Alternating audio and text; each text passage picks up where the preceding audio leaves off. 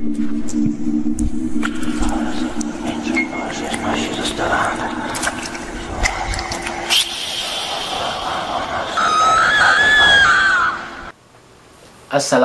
warahmatullahi wabarakatuh. PPS Solid dimanapun Anda berada. Innalillahi wa inna ilaihi rajiun. Telah berpulang ke rahmatullah salah satu artis Indonesia yang bernama Vanessa Angel ya, yang mana tadi siang mengalami kecelakaan di tol gitu. Nah, di sini juga banyak yang sering bertanya kepada saya tentang tol dan perjalanan di tol, kenapa banyak kecelakaan, karena suka disangkut pautkan dengan metafisik. Nah, oke, kita di sini akan bahas tentang tol yang istilahnya sering merenggut nyawa korban. Apakah di situ ada gangguan metafisik atau pure itu hanya istilahnya kecelakaan alami manusiawi ya. Ini sebelumnya mudah-mudahan almarhum dan almarhumah Vanessa Angel, konon katanya tadi siang sama suaminya meninggal dunia, tapi yang selamat itu katanya anaknya tuh yang masih bayi. Kita doakan semoga almarhum dan almarhumah ditempatkan di sisi Allah Subhanahu wa taala ya, ditempatkan di tempat yang terbaik pokoknya. Terus istilahnya kita doakan keluarga yang ditinggalkan semoga ditabahkan ya pemirsa. Oke, kita kembali ke topik. Banyak pertanyaan kepada saya kenapa kecelakaan di tol itu selalu fatal dan selalu merenggut nyawa. Ada juga yang bilang kalau waktu pembuatan tolnya tidak dengan istilahnya tirakat dan lain-lain. Banyak lah ya persepsi masyarakat atau netizen tentang fenomena-fenomena kecelakaan seperti ini. Tapi di sini saya tegaskan bahwa di tol itu secara lahiriah atau secara istilahnya, janganlah bawa dulu metafisik, kita membawa secara lahiriah. Di tol itu adalah tempat di mana kendaraan kita melaju dengan cepat karena bebas hambatan juga ya. Jadi di tol itu tidak ada motor, jadi sehingga untuk memicu adrenalin kita menginjak gas lebih kencang di tol itu sangat berpotensi besar sekali. Nah, untuk masalah kecelakaan itu banyak sekali istilahnya kecelakaan di tol itu yang istilahnya jarang untuk selamat. Biasanya kecelakaan di tol tersebut itu selalu parah ya pemirsa, selalu banyak parah. Karena apa? Karena secara lahiriah di tol itu jalanannya itu bebas hambatan, jadi otomatis kendaraan-kendaraan yang istilahnya melalui jalan tersebut itu melaju dengan kencang. Nah, kita bahas masalah jin yang ada di tol-tol tersebut ya pemirsa. Benar bahwa sepengalaman saya di dunia metafisik, jin itu dimana-mana pun ada.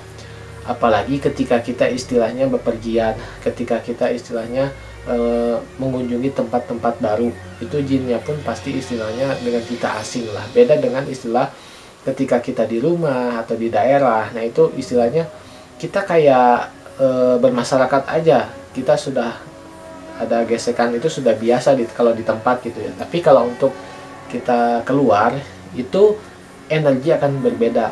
Taruhlah meskipun positif dan positif, energi ketika bertemu itu akan ada tetap gesekan, cuman masalahnya gesekannya tidak terlalu. Jadi kalau misalkan kita mempunyai energi positif ke tempat yang positif itu tetap bakal ada gesekan. Nah, jadi mungkin pada kasus Vanessa Angel ini secara lahiriah mungkin karena di jalan tol itu ngebut. Nah, terus istilahnya karena yang netizen bilang itu yang di sosial media bahwa mengatakan ini hujan juga enggak, terus istilahnya jalanan tidak licin dan lain-lain. Kok bisa seorang Vanessa Angel dan keluarganya kecelakaan? Nah, ini kita diciptakan oleh Allah Subhanahu wa taala sebagai manusia yang sempurna, yang mana harus berpikiran atau yang mana harus menggunakan akal pikiran kita untuk sesuatu yang positif dan logis dulu. Nah, baru kalau kita misalkan logis tidak menerima, baru kita ke metafisik.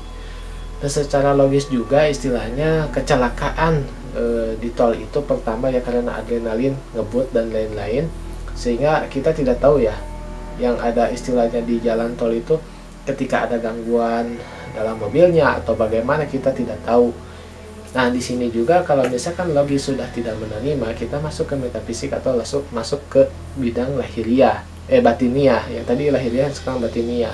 Kalau secara batiniah, Allah Subhanahu wa taala sudah menciptakan qada dan qadar. Jadi kita itu sudah ditentukan oleh Allah, kematian kita, kehidupan kita, dan lain-lain. Kita sebagai umat muslim, saya pribadi sebagai umat muslim, mempercayai qada dan qadar ya. Jadi ketentuan-ketentuan dari Allah Subhanahu wa taala bahwa kullu nafsin dha'iqatul maut. Semua makhluk hidup yang ada di alam dunia ini akan merasakan sakit dan mati. Jadi intinya semua yang hidup yang ada di dunia ini akan mati. Cuman masalahnya cara mati kita bagaimana itu akan berbeda-beda, termasuk kecelakaan seperti ini. Nah, karena di sosial media itu banyak digembor-gemborkan, disangkut pautkan dengan metafisik, bangsa jin, dan lain-lain. Nah, kita berpikiran secara logis aja lah.